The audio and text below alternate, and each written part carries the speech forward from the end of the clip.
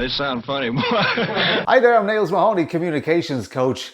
Elvis Presley, our second time looking at Elvis. This was requested as Houston, Texas, 1970 press conference. Now, I haven't seen this, so this should be interesting. We've got a lot of clips to get through. Let's jump in, shall we? The first shows that I worked was down here, man, around Houston. Remember what locations you worked here in Texas? Well, I worked Houston. I worked Corpus Christi. Every little town here, Longview, man. You name it, I've been there. You know, really, I've been all over Texas. What do you think of Texas? I like it. I like it. Elvis, can you? Yeah, he looks calm, relaxed, very comfortable, isn't he? Very chilled out, just swinging in his chair a little bit. You know, we used to do that when you were in school or you were a kid. You'd be swinging in your chair. Looks quite comfortable. Answers his question, leans forward to emphasize his point. Nothing major going on here at the moment. Just a guy just talking, really. It's nice to see this. Let's take a look at the second clip. And with all the big engagements like Las Vegas, etc., the reason why you selected the livestock show and rodeo this year?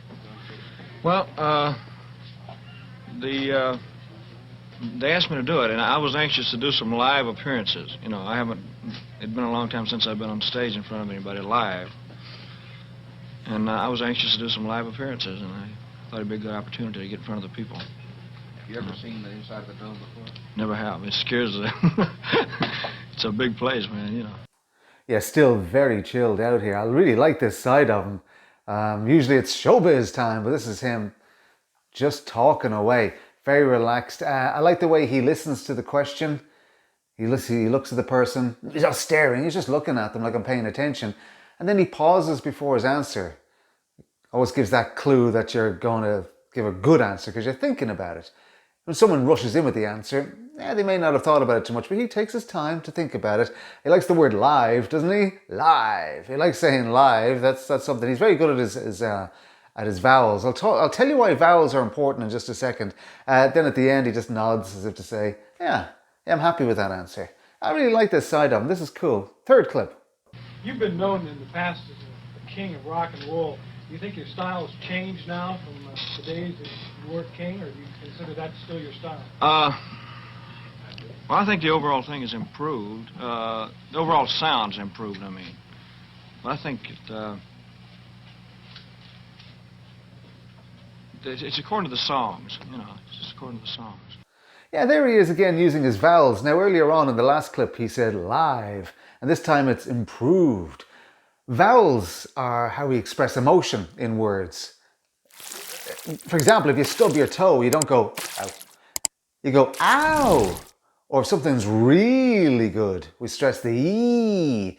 So vowels express our emotion. Joey Tribbiani and Friends, how you doing?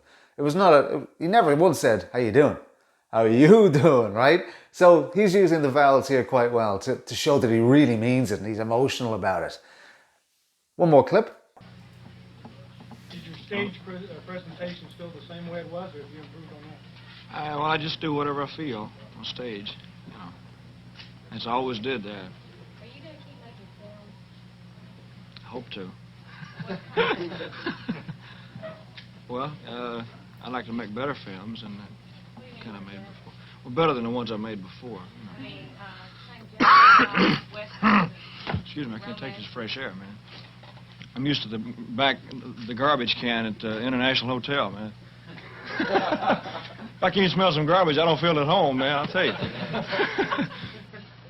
He dominates that table, doesn't he? The way he's sitting like this, he's spreading out, he's using his space very well, leaning forward a little bit. He's trying to make it fun as well. Elvis always seemed to go for that, didn't he? He always wanted to be liked. He always wanted to create an atmosphere where we're just having a good time here. And when he excuses himself as well, it's very humble, which is something I'm learning a lot about him.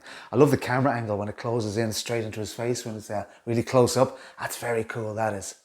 Do you have any films in the making right now, or any plans? No, there's nothing in, as far as I know, is there, Colonel? Anything in the workings? I can't commit myself. An 8mm Walt Disney special we're doing next year, I think. I don't know. We're shooting something now, right? There's nothing as far as I know. No. When you look at your opportunity to go and try to fill up the Astrodome, Well, it'll be the type of stuff that I do. It's a mixture of things, you know. It's a little rock and a little country western flavor. Essentially the same show you do at the National Hotel? Yeah, it's the same type of thing. A lot of different type of songs. Yeah, still joking around. That's fun, isn't it? Kind of what? What did they ask him? Was he tired? Is that what they said? Well, no, I'm fine, man. I'm fine. He's not very interested in talking about his movies. As far as I can remember, he wasn't so proud of his movies. There was one that he was proud of. What was the black and white one with Walter Matthau? You know it. I can't think of the name. It's not going. It wasn't Love Me Tender, was it? I can't remember. Let me know. I can't remember. I'm having a mental blank. But he doesn't seem to enjoy talking about his movies. Hopefully he talks about his music a bit more as we move on, because I want to hear him express some thoughts on that, because I always remember he loved talking about the art and craft of music. Here's another one for us. Do you have any thoughts about the rising interest in country music? I think it's fantastic. You see, country music was always a part of the influence on my type of music anyway. It's a combination of country music and gospel and rhythm and blues all combined is what it really was. As a child, I was influenced by all of that. Do you consider yourself basically a country music singer then? I would hate to say strictly country because of the fact that I liked all different types of music when I was a child, you know. Of course, the Grand Ole Opry was the first thing I ever heard, probably. But I liked blues and I liked the gospel music, gospel quartets and all that. There's a thing I hadn't noticed before until I just saw it in this clip. He doesn't blink very much. There's not a lot of blinking going on. Blinking, when you do that, can be a sign that you're not very comfortable, or you might be even lying, or making things up. He's very the lack of blinking means he's got very good eyes, but it means he's also quite sincere, doesn't it? He loves talking about the music business. This is what I was hoping we'd get into. Just a scent of him speaking about the industry and the music and the memories of his youth. Anytime I've seen him talk about this, he seems to calm down. It almost is like he inherits the old feelings that he had when he was a kid, like they possess his body again. So relaxed. His face is so relaxed. There's no stress. There's none of this. There's no facial tics. It's very calm. That and the no blinking makes for a very honest conversation. Here we go again. Another one. Did you ever pull out any of those old records from the Sun label and listen to them at all? They sound funny, boy. They got a lot of echo on them, man, I'll tell you. But that's what I mean. I think the overall sound has improved today, you know.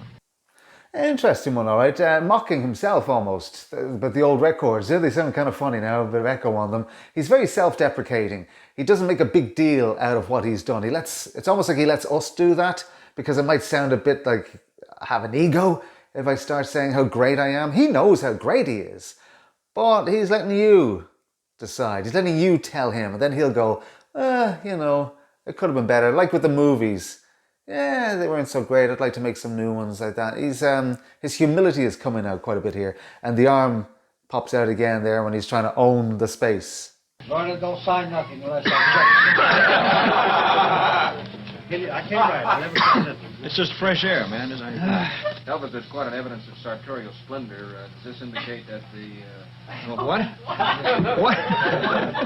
the attire is not one that we're familiar with seeing?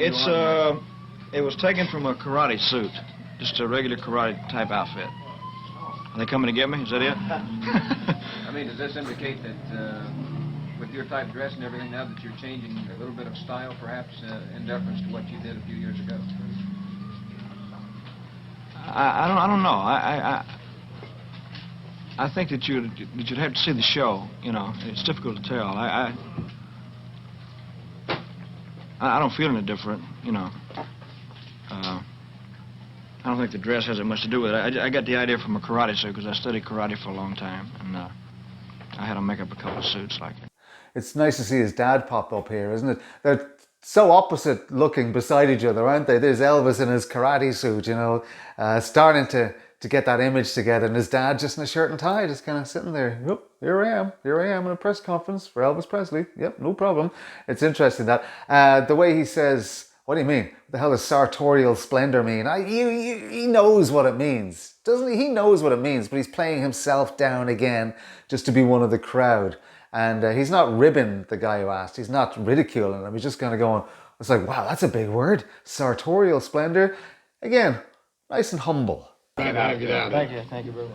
Good to see you, Ken.